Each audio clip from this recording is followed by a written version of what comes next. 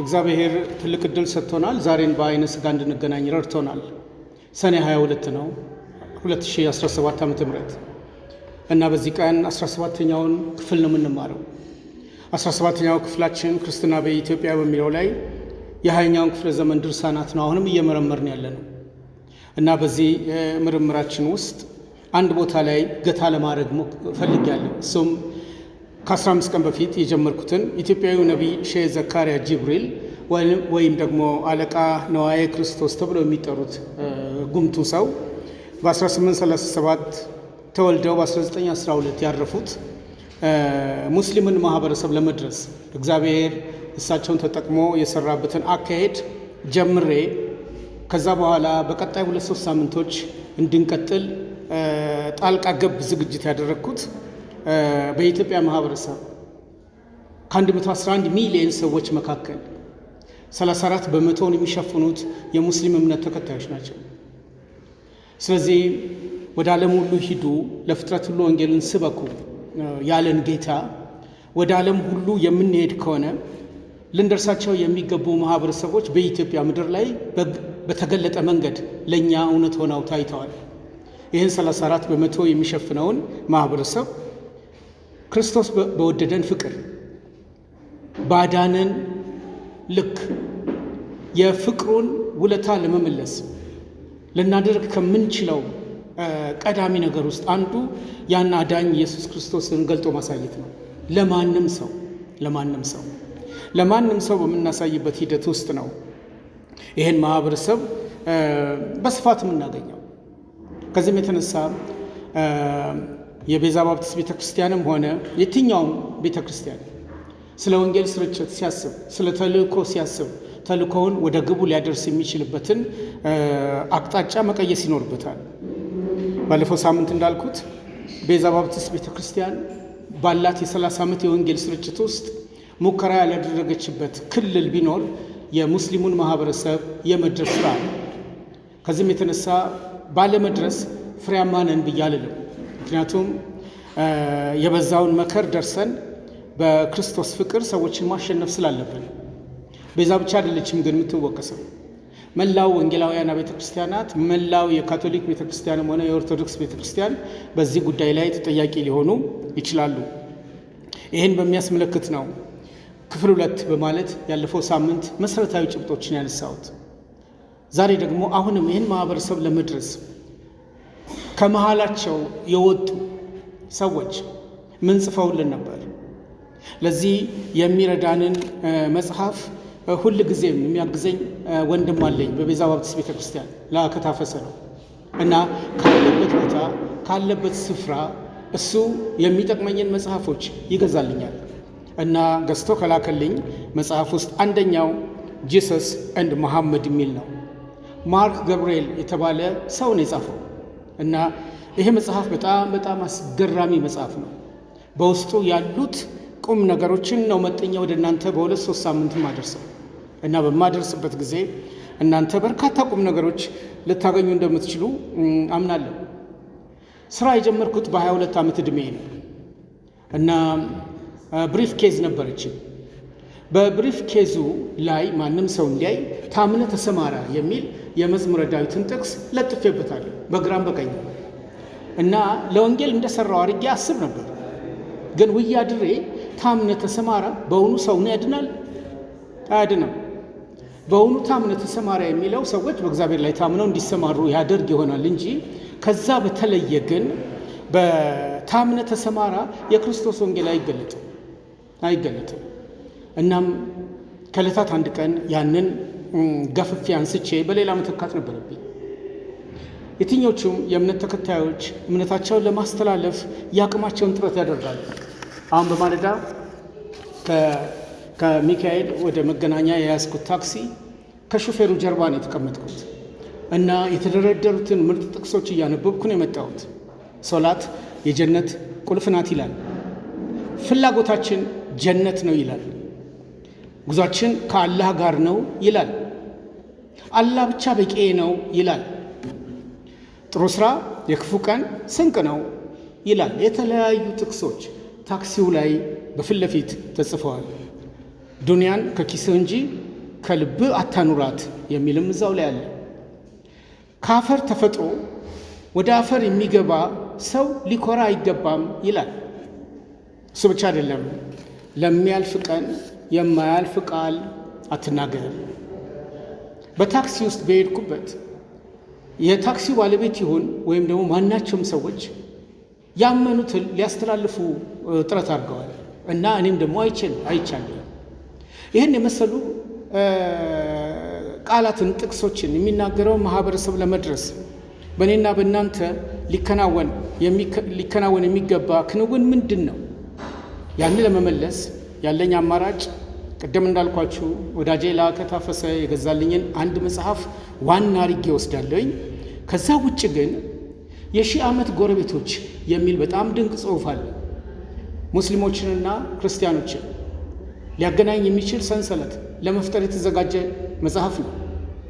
አንድ የባፕቲስት ሚስዮን ከ40 ዓመት በላይ በሙስሊም ማህበረሰብ ውስጥ በመኖር የሰራውን ስራ እና ተጋድሎ ነው የሚገልጸው። ልክ እንደ ሼህ ዘካሪያ ጅብሪል እሱም መጽሐፍ እጠቀማለሁ በአሁኑ ዝግጅቴ፣ የሺህ ዓመት ጎረቤቶች። ይህን የጻፈልን ዴቪድ ደብሊው ሼንክ የተባለ ሰው ነው። እውነተኛ ዓለም ሲገለጥ በሚልም ዳንኤል አበራ የተጠቀመበትን መጽሐፍ እፈልገዋለሁ። በጥሩ አይደለም የማነሳው፣ ግን ከሙስሊም ማህበረሰብ ጋር ግንኙነት እንዳይኖረን ሸካራ ጎዳና እንዴት እንደፈጠረ ነው ማሳየው። ዝክረ እንስሳት በሚል በአህመድ በጃሃት የተጻፈውንም መጽሐፍ እጠቀማለሁ። እንስሶች የአላህን መልእክት ለመጠቀም ምን ስራዎች ሰርተው እንደነበር የሚዘረዝር መጽሐፍ ነው። ከዛ ሌላ ኢትዮጵያውያን ሙስሊሞች ከ615 እስከ 1700 ዓመተ ምህረት በምን ይዞታ ነበሩ የሚለውን በአህመድ ጀቢል የተጻፈውን አያለው። አደጋ ያንዣበበበት የአፍሪካ ቀንድ በማለት ፕሮፌሰሩ መስፍን ወልደ ማርያም ትልቅ መጽሐፍ ጽፈዋል። በቅርብ አርፈዋል። እኚህ ሰው አደጋ ያንዣበበበት የአፍሪካ ቀንድ በማለት የጻፉት ነገር ምንድን ነው? የሴቶች መብትና እኩልነት በእስላሞችና በክርስትና በሚል የተጻፈውንም መጽሐፍ እንደ ዋና ሰነድ አድርጌ እጠቀማለሁ። እንድረስላቸው በሚል አንድ ሚስዮናዊ የጻፈውን ወደ አማርኛ በኢሳይም የተተረጎመውን ግሬሃርድ ኔልስ የጻፈውንና ዌልተር ኤሪክ የተጠቀሙበትንም እጠቀማለሁ። አሁን በቅርብ ማንቂያ ደውል በሚል በብዕር ስሙ ያገባኛል በእምነት የጻፈውንም መጽሐፍ እጠቀማለሁ። ከዛ በተያያዥ ግን የእኔ ቤተሰብ 50% ሙስሊሞች ስለሆኑ ከእነርሱ ያገኘሁትን ተሞክሮ አነሳለሁ። እነዚህን የማነሳበት ክርስትና ያለፉትን 2000 ዓመታት የገሃነብ ደጆች ሊቋቋሙት ባልቻሉ ሁኔታ ጸንቶ ቀጥሏል። ይሄ ጽናት ሊቀጥል የሚችልበትን አቅም ደግሞ ይሄ ትውልድ እንዴት ነው የሚረዳው፣ የእኛ ድርሻ ደግሞ ምንድን ነው የሚለውን ለማሳየት ነው ዛሬ የምፈልገው። ስለዚህ በቴሌግራም ቻናል ላይ እንደጻፍኩት ርዕሴ የአና ባፕቲስቶች አስተዋጽኦ የሚል ነው። የአና ባፕቲስቶች አስተዋጽኦና የማርክ ገብርኤል ገድል ጎን ለጎን የሺህ ዓመት ጎረቤቶች የሚለውንም ነው የምጠቀመው። በተለይ ቤዛ ባፕቲስት ተብለን እንደምንጠራ ባፕቲስት የሚለው መለያ እንዳለን ለባፕቲስቶች ሌላው መለያቸው አና ባፕቲስት ደግሞ የሚያጠምቅ ማህበረሰብ የሚል ስያሜ ያላቸው እነሱ ከሙስሊሙ ማህበረሰብ ጋር ምን ሰርተውልን እንደነበር ለማሳየት ፈልጋለሁ እና በዚህ ዝግጅት ሙስሊሞች ከአይሁዶች ይልቅ ለክርስቲያኖች በእምነት የቀረቡ ሰዎች መሆናቸው ላረጋግጥላችሁ ፈልጋለሁ። ይህን ሰሞን ኢራቅና እስራኤል በከፍተኛ ጦርነት ውስጥ አልፈዋል። አሁን ጋብ ያለ ይመስላል። ብዙ ቤተ ክርስቲያናት የእስራኤልን ባንዲራ ይዘው ለጸሎት ወጥተው አይቻልም። ብዙ ሙስሊም ማህበረሰብም ለኢራን አላህ እንዲረዳት በጸሎት ላይ እንዳሉ አያለ። በእነዚህ ወቅቶች የእኛ የመረዳት ልክ ምን ያህል ነው? በተለይም እንደ አና ባፕቲስቶች አፍቅሮተ እስራኤል ይዞን የምንወጠር ከሆነ እኛ በክርስትና ውስጥ አይደለም። የክርስቶስ ስራና የክርስቶስ ደም የሞቱ ልክ እስራኤላዊ የለም፣ አሕዛብ የለም፣ ወንድ የለም፣ ሴት የለም፣ ሰዎችን ሁሉ በኩል የሚደርስ ወንጌል ነው ያለን፣ ለማንም የማይወግን። ከዚህም የተነሳ በዚህ ንግግሬ ላይ ሙስሊሞች ከአይሁዶች ይልቅ ለክርስቲያኖች በእምነት የቀረቡ ናቸው። ይህን ማወቅ በጣም አስፈላጊ ነው። ከእስራኤላውያን በበለጠ ሙስሊሞች ለክርስቲያኖች የቀረቡ ናቸው። የቀረቡ ናቸው ብዬ ስል ይጣጣማሉ፣ አብረው ይኖራሉ ማለት አይደለም። ነገር ግን አይሁዶች ርቀው ከሄዱበት፣ ከክርስትና ርቀው ከሄዱበት እነሱ ለመቅረብ መጠነኛ ሙከራ አድርገዋል። ሙስሊሞች ኢየሱስ ከድንግል እንደተወለደ ያምናሉ። ሙስሊሞች መሲህ መሆኑን ያውቃሉ። ስለ እሱ በመመስከር የጸኑ ናቸው። የአይሁድ እምነት ግን ስለ ኢየሱስ ይህን ዋነኛ ነገር አያስተምርም፣ ደግሞም አያምኑ። ይሄ የሺህ ዓመት ጎረቤቶች ደራሲ ከ40 ዓመታት በላይ በሙስሊም ሀገራት ውስጥ ኖሮ የሰጠንን እውቀት ስንገበይ ልናይ የሚገባው እንደ አና ባፕቲስት እሱ ራሱን ያየው እምነቱን በቅዱሳት መጽሐፍት ላይ ብቻ አድርጎ ፍሬያማ ለመሆን መስዋዕታዊውን መንገድ ለመሄድ የወሰነ ሰው ሆኖ ነው የምናገኘው።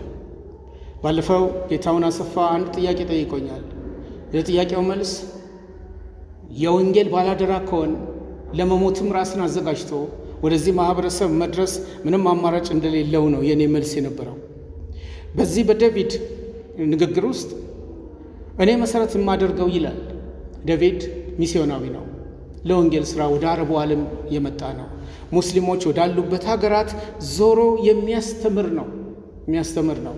እኔ መሰረት የማደርገው በሜኖናይት የእምነት መግለጫ ላይ ነው ይላል። ሜኖናይት አናባፕቲስት ተቀራራቢ ናቸው፣ አንድ ናቸው። ሜኖናይት አሁን መሰረተ ክርስቶስ ብለን የምንጠራውን ቤተ እምነት ሊወክል ይችላል። ለማንኛውም መነሻቸው መሰረታቸው ባፕቲስትነት ነው። ከዛ ጋራ በሜኖናይት የእምነት መግለጫ ላይ ነው አቋሜ የሚገለጸው። ያም በአናባፕቲስት አስተምህሮ ላይ ይነሳል።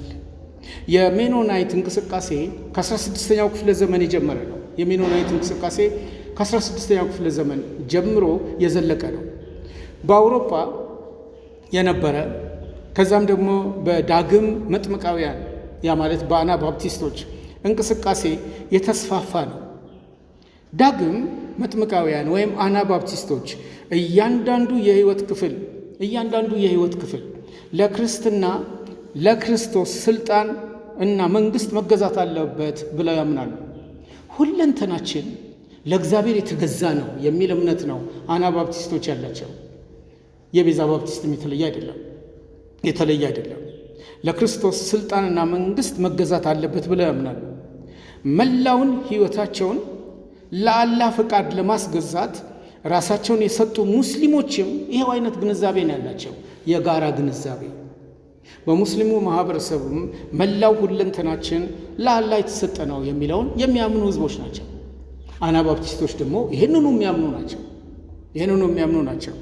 ዳግም መጥምቃውያን ሙስሊሞች የአንድን ሰው ህይወት ዓለማዊና መንፈሳዊ ብሎ መከፋፈልን ይቃወማሉ። ይሄ ተግባር ዓለማዊ ነው፣ ይሄ ተግባር መንፈሳዊ ነው። እዚህ ቦታ ላይ እየሰበከ ቅዱስ ነው፣ እዛ ቦታ ላይ እየሰራ ያለው ሰው ምንም ትርፋማ ያልሆነ ሰው ነው የሚል መከፋፈል በህይወታቸው ውስጥ የላቸው። ይልቁኑ ሁሉም የህይወት ክፍል ማንነታችን ማለት ነው፣ ሰብዕናችን ማለት ነው። ሁሉም የህይወት ክፍል ለአምላክ ህግ መገዛት እንዳለበት ሙስሊሞችም አናባፕቲስቶችም ያምናሉ።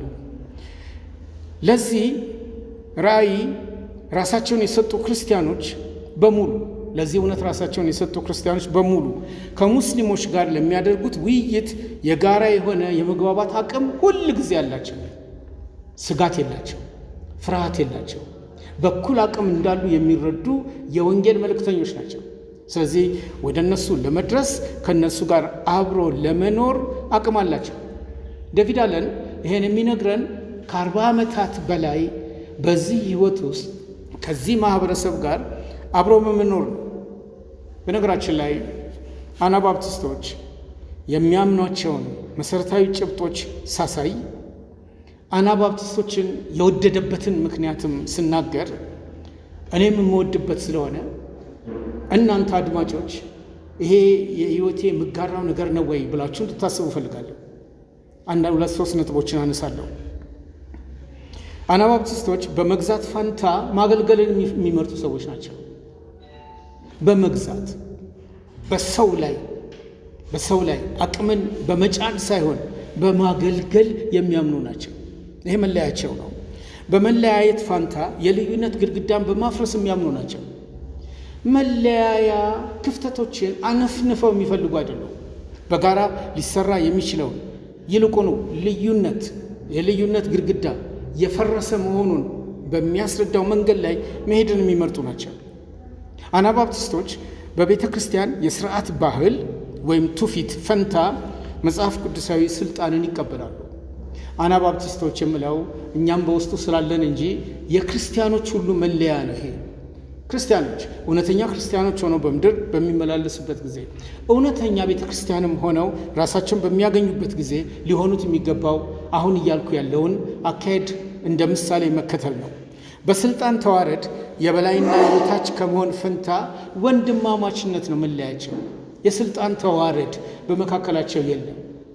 መጋቢው የበላይ ነው፣ ዲያቆኑ ትንሽ ዝቅ ይላል፣ ከዛ በኋላ ምዕመኑ ይወርዳል፣ ትናንሾች እንደ ዕድሜያቸው ታች ይወርዳሉ የሚል ምንም አይነት የስልጣን ተዋረድ የለውም። በሁሉም ውስጥ ወንድማማችነት መለያው ነው። አናባፕቲስቶች በሰይፍ አያምኑም፣ በፎጣ ነው የሚያምኑት። ፎጣ ስበው እግር አጥበው በመጥረግ በመጋቢ ፈንታ የክርስቶስ ራስነትን ነው የሚቀበሉት። በመጋቢ ፈንታ የክርስቶስ ራስነትን፣ በጦርነት ፈንታ የሰላም መንገድን ነው የሚመርጡት። መለያቸው ይኸው ነው። ቤተ ክርስቲያንን እንደ ድርጅት በማየት ፈንታ እንደ ሕያው አካል ነው የሚቀበሉት። ሕያዋን የተሰባሰቡበት ማህበር እንጂ ሬክላም ተለጥፎለት አንድ ተቋም ተመስርቶ አንድ የተደራጀ ድርጅት እንዳለ በመቁጠር የሚመላለሱ ሰዎች አይደሉም አናባፕቲስቶች። በአጠቃላይ ቤተ ክርስቲያንን እንደ ድርጅት አያዩም፣ ሕያዋን እንደተሰበሰቡበት ስብስብ እንጂ። ሕያዋን የተሰበሰቡበት ስብስብ ደግሞ በክርስቶስ ዳግም ተወልደው በክርስቶስ ተጠርተው ሕያዋን መሆናቸውን ያረጋገጡ ሕያው የሆነ ስራ የሚሰሩበት ማህበር ማለት ነው። በፖለቲካ መንግስት ፈንታ የእግዚአብሔርን አገዛዝ ነው የሚናፍቁት። በሃይማኖት ፈንታ የእውነተኛዋ ዓለም አቀፋዊ ቤተ ክርስቲያንን ተልእኮ ነው የሚቀበሉት። ከስርዓት ይልቅ የመከራን ኃይል ነው መገለጫቸው አድርገው የሚወስዱት። መጽሐፍ ቅዱስን የስነ መለኮት ምሁራን መጽሐፍ በማድረግ ፈንታ የቤተ ክርስቲያን መጽሐፍ አድርገው ነው የሚቀበሉት። መጽሐፍ ቅዱስ ላይ ያላቸው ዲግሪ ላላቸው ዶክተሮች ለሆኑ ለፕሮፌሰሮች ስኮላሮች ተብሎ ለሚጠሩት ለነርሱ መጽሐፍ ቅዱስ የተሰጠ ነው ብለው አያምኑም። የቤተ ክርስቲያን መጽሐፍ አድርገው ግን ይቀበላሉ። ሕያዋንን ሕያው ሊያደርግ የቻለው ሕያው ቃሉ መሆኑን በመረዳት በትህትናና በፍቅር ለዚህ ስልጣናዊ ቃል ለመገዛት ፈቃደኞች ሆነው ይገኛሉ። ለአለቆችና ኃይላት ታማኝ ከመሆን ይልቅ ለሰማያዊው ዜግነታቸው ታማኝ መሆንን ይመርጣሉ። ለሰማያዊው ዜግነታቸው ታማኝ መሆንን ይመርጣሉ። በመዋቅሮች ግፊት ከሚመጣ የቤተ ክርስቲያን ሕይወት ይልቅ በመንፈስ ቅዱስ ላይ ያተኮረ የሕይወት አካሄድን ይመርጣሉ። ቤተ ክርስቲያን ሕያው ሆና የምትቀጥለው መንፈስ ቅዱስ ስለተሰጣት ነው። በአማኞች ሕይወት ውስጥ መንፈስ ቅዱስ ስላደረ ነው። መንፈስ ቅዱስ በሁሉም አቅጣጫዎች የእግዚአብሔርን ሐሳብ በመግለጥ አብሮት ሰጪ ስለሆነ ነው። አንድ አጥቢያ ቤተ ክርስቲያን ያለ መንፈስ ቅዱስ ህልውና የላትም። አናባፕቲስቶችም በዚህ መንገድ ራሳቸውን የገለጡ ናቸው። መከራን በማምጣት ፈንታ መከራን መቀበልን ነው የሚመርጡት። በእነሱ ምክንያት በሌሎች ሰዎች ላይ የሚመጣ መከራን ይከላከላሉ። በማይመለከታቸው ሰዎች ላይ ምንም አይነት መከራን እንዲመጣ ፍላጎት የላቸውም። መከራን ለመቀበል ግን ሁል ጊዜ ዝግጁ ናቸው። ይሄ የአናባፕቲስቶች እስከ ዛሬ ድረስ ያለው የታሪካቸው መገለጫ ነው። ይህን እውነት የተረዱ ማህበረሰቦች ሙስሊሙን ማህበረሰብ ለመድረስ እንዴት ነው ራሳቸውን የሚያዘጋጁት? የትምህርት ክፍል ነው። ስለ ክርስቶስ ከማወቅ ይልቅ ራሱን ክርስቶስን ማወቅን ይመርጣሉ። ራሱን ክርስቶስን ስለ ክርስቶስ እና ራሱ ክርስቶስ የሚለው ይለያያል። ስለ እግዚአብሔር ማወቅ ሰውን ላያድን ይችላል። ራሱ እግዚአብሔርን ሕያው እግዚአብሔርን ግን ማወቅና መረዳት ሕይወትን ሊሰጥ ይችላል። አናባፕቲስቶች ራሱ ክርስቶስን ነው የሚያውቁት። ስለ ክርስቶስ የተጻፈውን በማንበብ አይደለም፣ ስለ ክርስቶስ የሚነገረውን በማወቅ አይደለም። ስለ ክርስቶስ ጥብቅና የሚቆሙት ምስክር የሚሆኑት ራሳቸው ክርስቶስ ተገልጦላቸው ሕይወታቸው መሆኑን የተረዱ ናቸው። ሙት በሆነ ቀጥተኛ እውነተኛ ትምህርት ፈንታ የሚሰራ እምነትን ይቀበላሉ። እውነት የሆነ ግን ሙትነት የሚያጠቃው አይፈልጉትም። የሚሰራውን እምነት ግን እየሰሩበት ይኖሩበታል። ጸጋን እንደ ስነ መለኮት ቀኖና በመያዝ ፈንታ በሕያው እውነታነቱ ይረዱታል። እኔም በትምህርቴም በስብከቴም ጸጋን አበዛለሁ። የማብዛቴ ልክ ግን እንደ ስነ መለኮት ቀኖና ከሆነ የትም አያደርሰኝም። ጸጋ የጸጋነት አቅሙ ሕያውነት ባህል ስላለው የጸጋው ታላቅነት በሕይወቴ መገለጡ ነው ትልቁ ነገር። አናባፕቲስቶች እንደዚህ ናቸው። ጸጋን በደረቁ የሚሰብኩ ሳይሆን የጸጋን ሕያውነት እየኖሩት የሚያሳዩ ናቸው።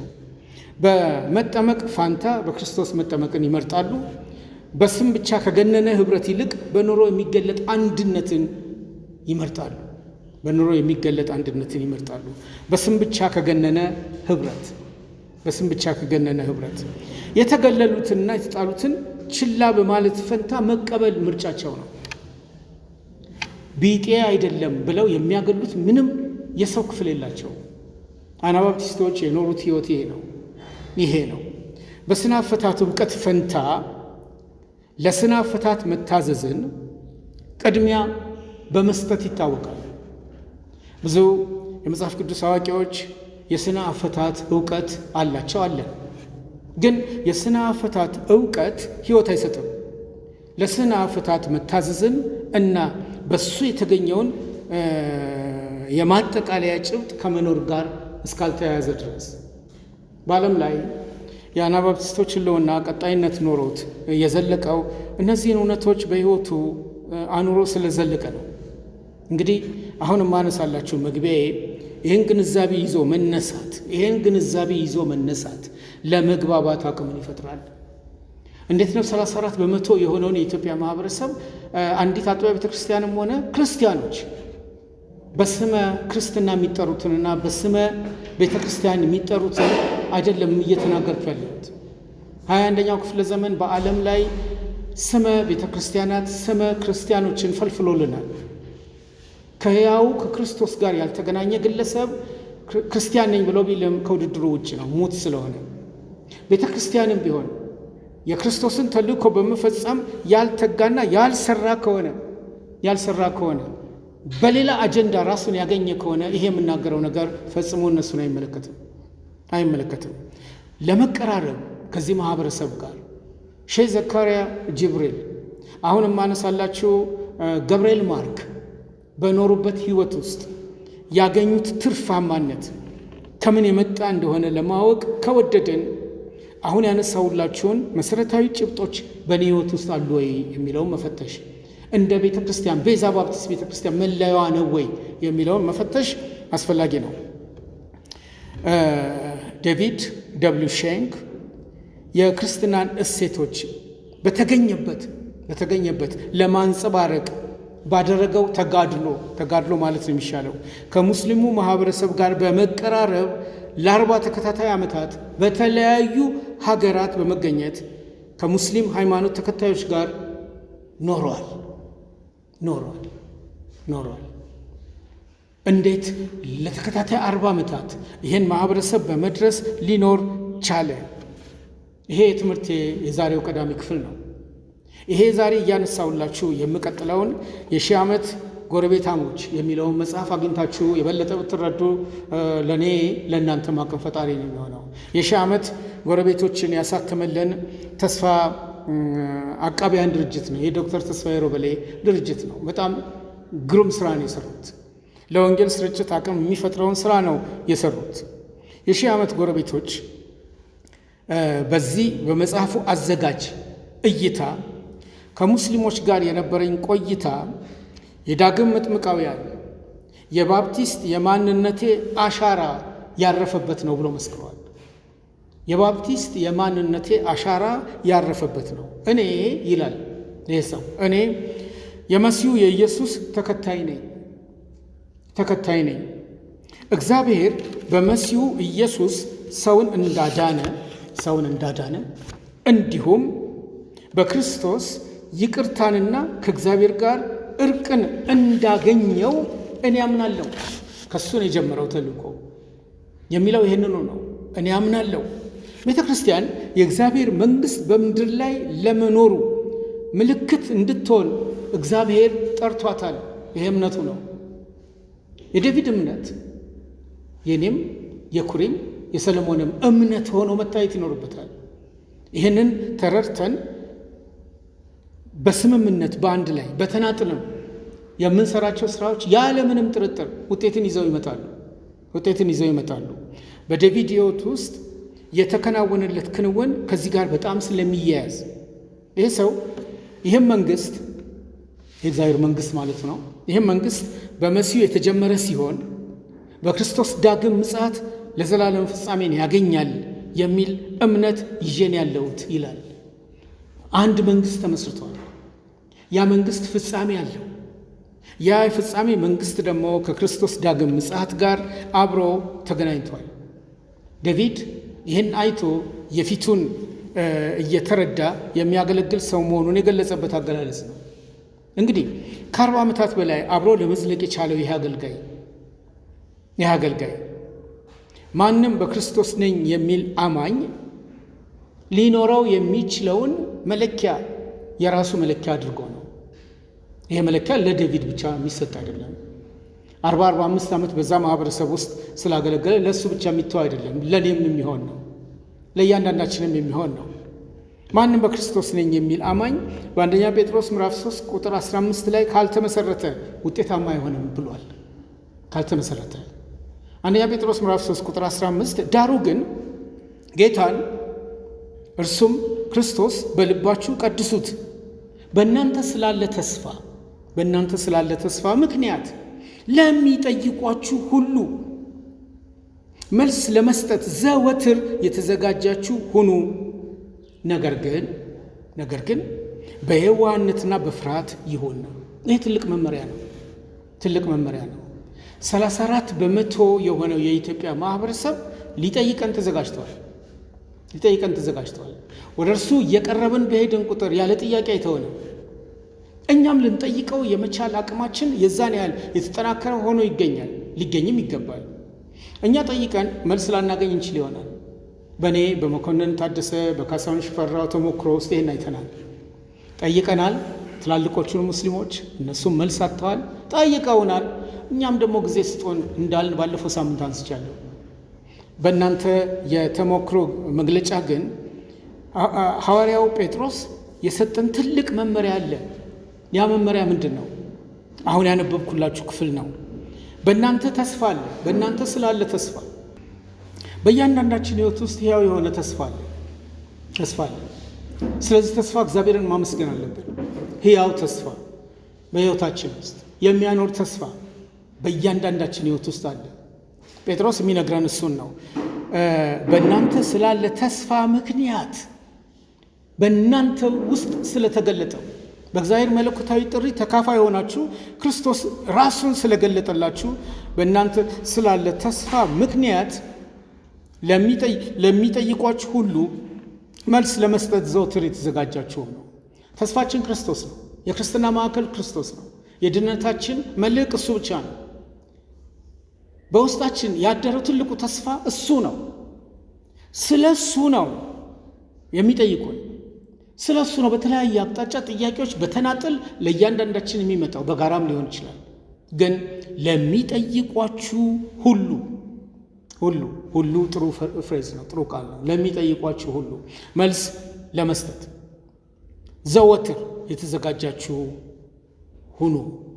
ይሄ የጴጥሮስ መግለጫ ነው። ስንዘጋጀስ በምን አይነት መንገድ? በተሟላ ሰብዕና የተዘጋጀን ቢሆንም የተሰጠንን መልሶችና ዝግጅታችንን ግን ወደ ሰው ለማድረስ በየዋህነትና በፍርሃት መሆን ግን አለበት። እግዚአብሔርን በመፍራት ማለት ነው፣ በሌላ አይደለም። በየዋህነት የሚለው ሰውን የማፍቀር አቅማችን በዛ ወገን ያለው ሊያበሳጨን ሊጎዳን የመቻል አቅም እንኳን ቢኖረው የዋህነት መለያችን ሆኖ እንዲገለጥም ጭምር ነው። ዴቪድ ይሄን ነው የሚለን። ክርስትና ተስፋ ያለው እምነት ነው። እምነቱ በዚህ ዓለም ለመኖርና ለመጪው ዓለም ጠቀሜታው ብዙ ነው። በዚህ ዓለም ለመኖር አሁን ባለን ጠቀሜታው ብዙ ነው። ክርስቲያን መሆናችን ብዙ ጥቅም አለው። የተረጋጋ ሰብዕና በዓለም ላይ ካሉት ማህበረሰቦች መካከል በቀዳሚነት በተደላደለ የህሊና እርካታና ረፍት የሚኖር ማህበረሰብ ይፈለግ ከተባለ ከክርስቲያን ውጭ ልናገኝ አንችልም። ቅድሚያ ሊሰጠው የሚችለው እሱና እሱ ብቻ ነው።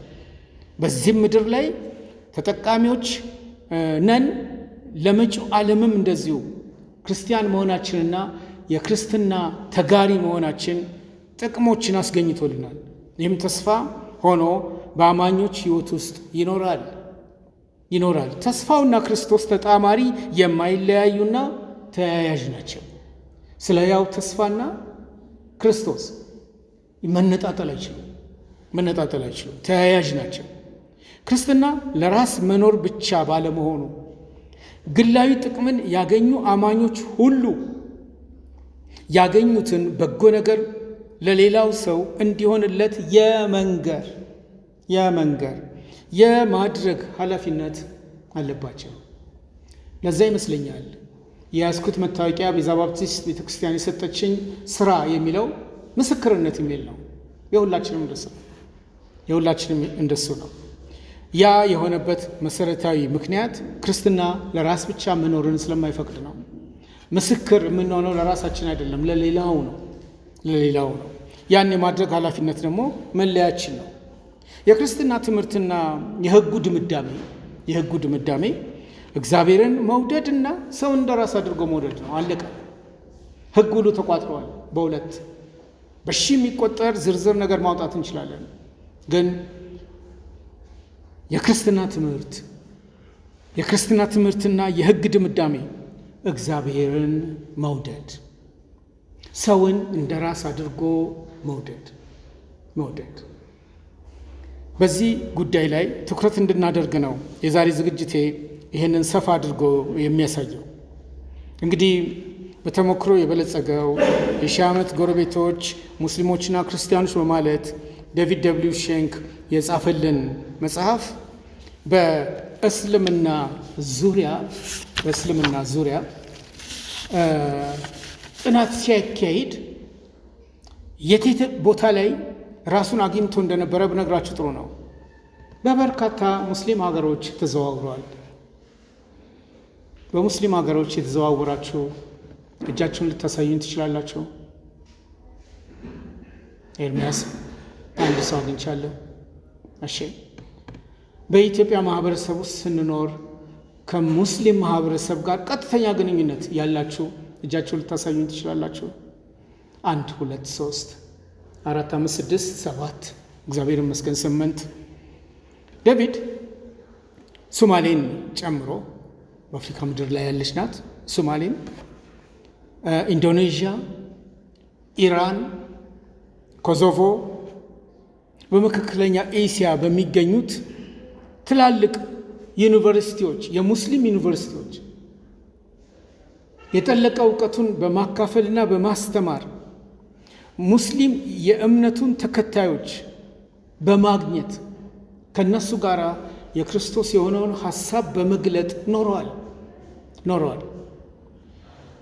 እንዲህ ከሆነ ምስስሎችን ለምን አብረን አናይም? ምስስል ብዬ ስል ሙስሊሞችን አንስቻለሁ፣ ክርስቲያኖችን አንስቻለሁ። አንድ ሶስተኛ ማህበረሰብ መፍጠር ፈልጌያለሁ። ያ ሶስተኛው ማህበረሰብ ከአብርሃም ጋር እንዲገናኝ ይፈልጋለሁ። አብርሃም አባታችን ብለው የሚጠሩ የሃይማኖት ተከታዮች እነማን ናቸው? ሙስሊሞች አብርሃም አባታቸው ነው። አይሁዶች አብርሃም አባታቸው ነው። ክርስቲያኖችም አብርሃም አባታችን። የጋራ ነገር ሶስቱ ትላልቅ ሃይማኖቶች አሏቸው። አይሁዶች፣ ክርስቲያኖች፣ ሙስሊሞች ያሏቸው መገለጫቸውን እንፈትሽ ካል አይሁዶች በምኩራብ ይገለገላሉ፣ ምኩራብ አላቸው። ክርስቲያኖች ቤተ ክርስቲያን አላቸው። ሙስሊሞች መስጊድ አላቸው። ሦስቱም ጋር ግን በጋራ የሚነሳ አንድ ጉምቱ ሰው አለ፣ አብርሃም ተብሎ የሚጠራ ለሦስቱም አባታቸው እንደሆነ ይናገራል። ሦስቱም ሃይማኖቶች የአብርሃም ልጆች ነን ብለው ይናገራሉ። ከዛ ተነስተው ሦስቱም ፈጣሪያቸውን ያመሰግናሉ፣ ፈጣሪያቸውን ያከብራሉ። ሦስቱም እግዚአብሔር ለሰዎች እውነቱን እንደገለጠ ያምናሉ። ሦስቱም ሃይማኖቶች እግዚአብሔር ለሰዎች እውነቱን እንደገለጠ ያምናሉ። ይህንን ያስተምራሉ። እግዚአብሔር ለሰዎች እውነቱን እንደገለጠ ከማመን ባሻገር በሦስቱም ውስጥ ለፈጣሪያቸው ታማኝ ሆኖ መገዛትን የቆረጡ ናቸው።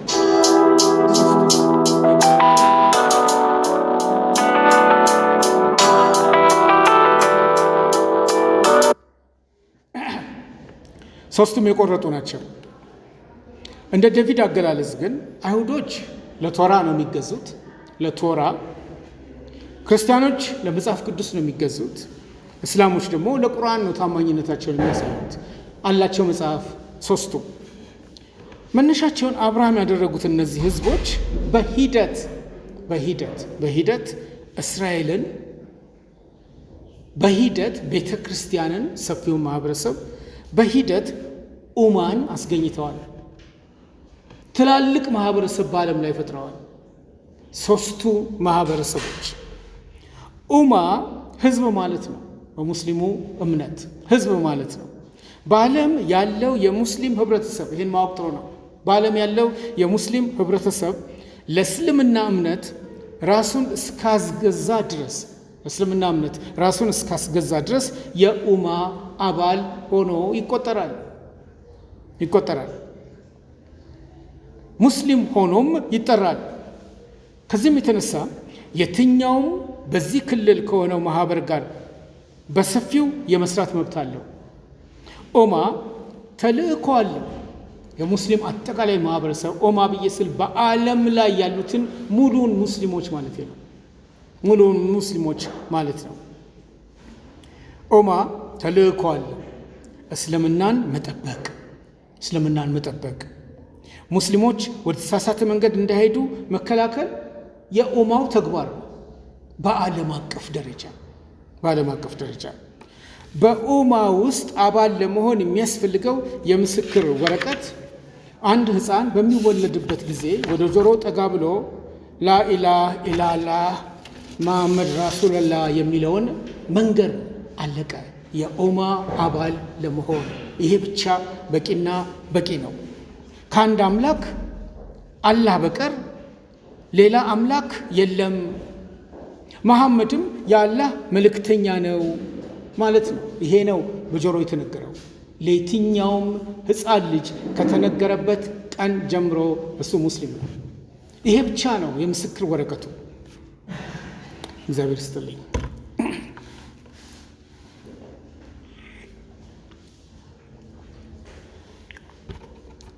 እውነተኛ ዲያቆናት የአገልጋዩን ድምፅ መቀያየር ይለያል እና ውሃ ማስረሻ ስላቀረበልኝ አመሰግናለሁ። ፓስተር አሌሉል በሰላም ስለመጣ አንተንም ስላየው እግዚአብሔርን አመሰግናለሁ። ይሄ በኡማ ማህበረሰብ ውስጥ እንዲመዘገብ ያደርጋል። በቃ በትይዩ ቤተክርስቲያን የተለየ አካሄድ ቢኖራትም ተመሳሳይ አካሄድ አላት።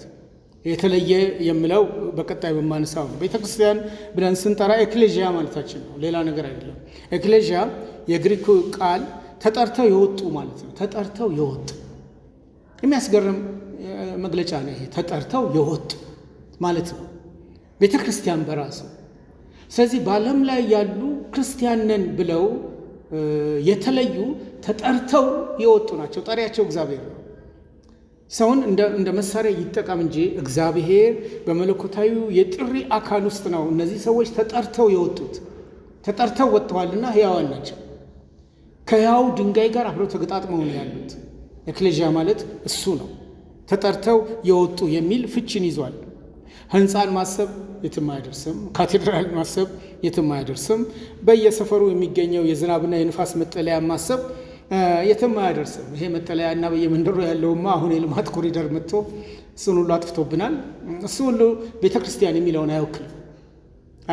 እኛም ወደፊት ቦታ አግኝተን ብንሰራ ያ የምናንጸው ህንፃ ምንም አይደለም፣ ሰዎችን ያሰባስብልን ይሆናል እንጂ ቤተ ክርስቲያን ግን በክርስቶስ የሆኑ ተጠርተው የወጡ ስብስብ የሚለውን ትርጉም ብቻ ነው የሚይዘው።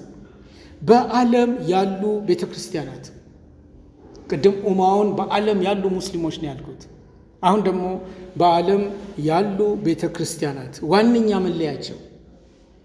መለያቸው የኢየሱስ ክርስቶስ አዳኝነትና ጌትነት መሆኑን በመመስከር ይኖራሉ። ይሄ ነው የተሰጠው ተልእኮ። ይሄ ነው ተልእኮ። ሕያዋንና ሙታን ቤተ ክርስቲያንን ሊያሰኝ የሚችል መለኪያ ከተፈለገም መለኪያው ይሄና ይሄ ብቻ ነው። ጴጥሮስ የሰጠው መልስ በኢየሱስ ክርስቶስ ተደንቋል። አንተ ክርስቶስ የሕያው እግዚአብሔር ልጅ ነህ ባለበት ጊዜ የጌታ ምላሽ የክርስቶስ የሆነችውን ቤተ ክርስቲያን ገልጧታል። ልክ እንደ ቅድሙ ጴጥሮስ አሁንም በአንደኛ ጴጥሮስ ምዕራፍ 2 ቁጥር 9 ይህን ሕዝብ የለየበት መለያ ደግሞ አስገራሚ ነው። የክህነት አገልግሎት ከድቅድቅ ጨለማ ወደሚያስደንቅ ብርሃን የተጠራ ማህበረሰብ። ያው ማህበረሰብ ደግሞ ሂዱና አሕዛብን ሁሉ በአብ በወልድና መንፈስ ቅዱስም እያጠመቃችኋቸው ያዘዝኳችሁንም ሁሉ በአብና በወልድ በመንፈስ ቅዱስም ያዘዝኳችሁን ሁሉ እንዲጠብቁ እያስተማራችኋቸው ደቀ መዛሙርት አድርጓቸው። እነሆ እኔ እስከ ዓለም ፍጻሜ ድረስ ሁል ጊዜ ከእናንተ ጋር ነኝ ያለው ማህበረሰብ ነው ቤተ ክርስቲያን ተብሎ የሚጠራው። ቤተ ክርስቲያን ብለን የምንጠራው ለአገልግሎት እንዲመቸን በአጥቢያ ቤተ ክርስቲያናት መስራት የዚህ ትልቁ ስራ ቀጣይ መገለጫ ሆኖ ነው የሚያገለግለው።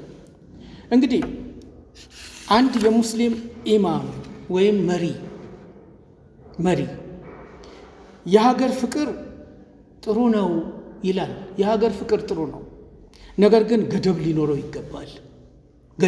ይገባል። ታማኝነታችንን ማሳየት ያለብን በመጀመሪያ ለሙስሊም ማህበረሰብ ነው። ይህም ዓለም አቀፋዊ ህብረት ሲሆን ከሀገራዊ ክልል ያልፋል ብሏል። ከሙስሊም ስኮላሮች ውስጥ እስልምናን በሚገልጥበት ጊዜ የሀገር ፍቅር ሁላችንም ሊኖረን ይችላል፣ ግን ከእምነታችን አይበልጥም። ይህንን እውነት ክርስቲያኖች የሚያንጸባርቁት ይሆን? እርግጠኛ ነኝ ያንጸባርቁታል። አንድ ክርስቲያን መጋቢም እንደዚህ ነው ያለው፣ የሀገር ፍቅር የራሱ ገደብ አለው፣ ነገር ግን ጥንቃቄ ያስፈልገዋል። ታማኝነታችን በመጀመሪያ ለክርስቶስና ለቤተ ክርስቲያን ነው። ቤተ ክርስቲያን በዓለም ዙሪያ ካሉ ህዝቦችና ህብረተሰቦች ውስጥ የተጠሩ ሰዎች ህብረት ስለሆነች ዓለም አቀፋዊ ናት። ስለዚህ ለእግዚአብሔር እንታዘዛለን። ለቃሉ ታማኝ ነን የሚለው ሀገርንም የመቅደም አቅም አለው። ይሄ በሙስሊሞቹም ዘንድ ተመሳሳይ ነው፣ በክርስቲያኖቹም ዘንድ ተመሳሳይ ነው። ይህን እውነታ መረዳት በጣም ይጠቅመናል ብዬ አስባለሁ። 34% የሆነውን የኢትዮጵያ ማህበረሰብ ለመድረስ እንግዲህ እንደ ዴቪድ ጥናት ሙስሊሞች የእስልምና ሃይማኖት በዓለም ላይ ላሉ ህዝቦች ሁሉ የሚሆን እምነት እንደሆነ ነው የሚያምኑት። እነሱ ደግሞ ልክ ነው። በቆሙበት ቦታ ላይ የሚያምኑትን ማወቅ የግድ ያስፈልጋል። ከዚህ የተነሳ ሙስሊሞች ሰዎች የእስልምናን ሃይማኖት እንዲቀላቀሉ ጥሪ ከማቅረብ ባለፈ እስልምናን የተቀበሉ በአላህ አገዛዝ ስር መኖር እንደሚጀምሩ ይናገራሉ። ይሄ እምነታቸው መገለጫ ነው። በእስልምና ሃይማኖት የምስክርነት አገልግሎትና የግዛት ጥያቄ አብረው ጎን ለጎን የሚሄዱ ጉዳዮች ናቸው። ይህንንም ማወቅ በጣም አስፈላጊ ነው። በሙስሊሞች አመለካከት የአላህ መገለጥ ቁርአን የአላህን ፍጹም ፍቃድ የሚያስታውቅ ስለሆነ እስልምና አንድን አካባቢ ሲቆጣጠር በአካባቢው ያሉ ህዝቦች ሁሉ በአላህ መንግስት ቁጥጥር ስር እንደሆኑ ያምናሉ። ይህንንም ጎን ለጎን ማወቅ ይኖርብናል። ተደራሽ ሆነን ወንጌልን ይዘን ስንወጣ የዛሬ 15 ቀን ስለ ሼህ ዘካሪያ ጅብሪል አንስተን ስንነጋገር እሳቸው የተጠቀሙበት ትልቁ ጥበብ ይህንን መርህ በሚያስገርም የጥበብ አካሄድ ገልብጠውት መገኘታቸው ነው፣ ወይም ፍሬያማ ሆነው መገኘታቸው ነው። የእስልምና ቀዳማይ ተልእኮ ፍጹምናን ማህበረሰብ ውስጥ ማስረጽ ነው። ይህም እስልምና ፍጹም ሃይማኖት፣ ቁርአን ፍጹም የሆነ የአላህ መገለጥ፣ ሙሐመድ ፍጹም ሰው፣ የሸሪዓ ህግ ፍጹም የሆነ መሪ፣ እንዲሁም የሙስሊም ኡማ ሚዛናዊ ምርጥ ማህበረሰብ የሚለውን እምነታቸውን በየሀገሩ ያሉት ስለሚያንጸባርቁ ወንጌልን ይዘን ስንወጣ ይሄንን በወጉ መረዳታችን ለቤተ ክርስቲያን አስፈላጊ ነው። 17ኛው ሳምንታችን ክርስትና በኢትዮጵያ ብለን ስናጠና የ20ኛው ክፍለ ዘመን ድርሳናት ነው እያጠናን ያለ ነው። ከ20ኛው ክፍለ ዘመን ድርሳናት መካከል ነው የሼህ ዘካርያ ጅብሪልን ትልቅ ተጋድሎ ያገኘ ነው። በእሳቸው ላይ የተጻፉ ሰነዶችን ስንመረምር እሳቸው በተጠመቁ ዕለት በሺ የሚቆጠሩ ሙስሊሞችም አብረዋቸው ተጠምቀዋል። በሰሜን ኢትዮጵያ በስፋት አሁን ላይ እንደ ክርስቶስ እንደ ቤተ ክርስቲያን ራሳችንን የምናገኝ ክርስቲያኖች ጌታ የሰጠንን ተልእኮ ወደ ዓለም ሁሉ ሂዱ የሚለውን እኔ እውነትም መንገድም ሕይወትም ነኝ ከእኔ በቀር ወደ አብ የሚመጣ የለም ካለ ማንኛውም ደቀ መዝሙር ክርስቶስን በመታዘዝ ራሱን ይገልጣል ከተባለ በሕይወት ኖረው ራሳቸውን ያስተናገዱ ጉምቱ ሰዎች ወንጌልን ሊደርስ ወደሚገባው ቦታ አድርሰዋል፣ ዋጋ ከፍለዋል። የሺህ ዓመት ጎረቤቶች ውስጥ ያገኘነው ትልቁ ነገር ይሄንን ነው። ወደዚህ ማህበረሰብ ስንደርስ ይሄን ማህበረሰብ በፍቅር አሸንፈን ከመቻቻል በላይ መቀባበል በመካከላችን እንዲዘልቅ አድርገን ወንጌሉን የምንደርሰው እንዴት ነው? የኢትዮጵያ ቤተ ክርስቲያን ያልደረሰችው ማህበረሰብ የሙስሊም ማህበረሰብ ነው። ቤዛ ባፕቲስት ቅድም እንዳልኩት ላለፉት 30 ዓመታት ያልሰራችበት አጀንዳ የሙስሊሙን ማህበረሰብ የመድረስ ስትራቴጂ ያለመንደፍ ነው። በፍቅር አደራ እንዳለው ክርስቲያን ይሄን ለማድረግ ይሄ የክርስትና በኢትዮጵያ ታሪክ ይረዳናል። እንዲህ ከሆነ ክርስትና የእግዚአብሔር መንግስት ቀርባለችና ንስሐ ግቡ የሚል እምነት ነው። የእግዚአብሔር መንግስት ቀርባለችና ንስሐ ግቡ በማለት የጀመረ ነው። በመስራቹና መሰረት በተጣለበት በኢየሱስ ክርስቶስ ገለጻ ላይ የጸና እምነት ነው። መሰረቱና እምነቱ ትምህርቱ ከሱ የፈለቀ ነው። መንግስቱ በሰዎች መካከል በመገኘት መንግስቱ የእግዚአብሔር መንግስት ወደፊት ይመጣል የሚል ተስፋ ነው የለኝም። ልክ ነው። የእግዚአብሔር መንግስት በሙላት ወደፊት ልናያት እንችላለን። ዛሬ ግን በሰዎች መካከል መሆኗን ቤተክርስቲያን በሰዎች መካከል ስላለች ይሄ መንግስት በሰዎች መካከል እንዳለ መረጋገጥ አለበት። ሊያረጋግጡ የሚችሉት ሌሎች አይደሉም። ሕያዋን የሆኑ የክርስቶስ አካላት ናቸው፣ ብልቶች ናቸው። ስለዚህ በኢየሱስ ክርስቶስ ገለጻ ላይ የጸና ከሆነ መንግስቱ በሰዎች መካከል በመገኘት ሰላምን፣ ፍቅርንና ትህትናን በሰዎች ሁሉ ዘንድ ማድረስ የክርስትና የማይቀየር አደራ መሆኑን ክርስቲያኖች እናምናለን። የእግዚአብሔር ሐሳብ በዚህ ጉዳይ አይቀየርም።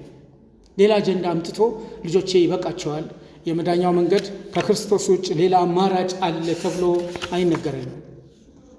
እግዚአብሔር የደነገገው ለዘላለም የሚጸናው እውነታው ይኸው ነው። ከኢየሩሳሌም ጀምሮ ዓለምን ሁሉ አዳርሷል። ያንን ስራ በማዝለቅ ምን ያህል የፍቅር ምላሽ ሰጥተናል? የኔና የእናንተ መልስ የሚጠይቅ ጥያቄ ነው። ጠይቄ የምጨርሰው በእውኑ ሙስሊሙን ማህበረሰብ ለመድረስ ግላዊ ዝግጅታችሁ ምን ይመስላል? 2018 በቅርባችን እየመጣ ነው። የ2018 የተልእኮ አቅጣጫችን ከዚህ ጋር የተያያዘ ሊሆን ቢችል ምን ክፋት አለው? የተዘጉ በሮችን እግዚአብሔር መክፈት እንደሚችል ወደ ክርስትና በመጡ ሰዎች ህይወት ውስጥ አይተናል። አንደኛው በመጪው ሳምንት ማነሳላችሁ ላከታፈሰ የላከልኝ የጂሰስ ኤንድ መሐመድ የሚለው መጽሐፍ ጸሐፊ ገብርኤል ማርክ ነው፣ ወይም ማርክ ገብርኤል። እሱም በቀጣይ እናነሳለን። ዴቪድ ደብሊው ሼንክ ግን ከ40 ዓመታት በላይ ጠጋ እያለ አይደለም፣ የሙስሊምን ቁርአን በማወቅ ቋንቋውን በማወቅ የእነሱን ባህል በማወቅ ከእነሱ ጋር በመኖር በእነሱ ዩኒቨርሲቲ ውስጥ በማስተማር ከ40 ዓመታት በላይ እርጅናውን ሙሉ የእግዚአብሔርን ተልእኮ በመካከላቸው ፈጽመው ኖረዋል። ከዛም ይህን መጽሐፍ ጽፈዋል። የ1000 ዓመት ጎረቤታሞች ሙስሊሞችና ክርስቲያኖች ለቤዛ ባፕቲስትና ለባፕቲስት ቤተክርስቲያናት በአጠቃላይ ለመላው ክርስቲያን የክርስቶስ ለሆኑት ፍቅር አሸንፎን በእኛ ህይወት ውስጥ እውነት ከሰራ አሻራችንን ልናሳርፍ የምንችልበት ማህበረሰብ እግዚአብሔር ሰጥቶናል። ያ የሰጠንን ማህበረሰብ በጥላቻ ሳይሆን እንደ አናባፕቲስቶቹ ቅድም እንዳልኩት በፍቅርና በመገዛት በመውደድ የሰውን ክብር በማወቅና በመረዳት ምን ያህል ዝግጁ ነን የሚለውን ጠይቄ ጨርሳለሁ።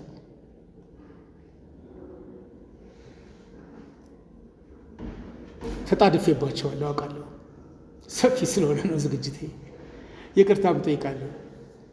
አንድ ጥያቄ ግን እድል እሰጣለሁ፣ ወይም አንድ አስተያየት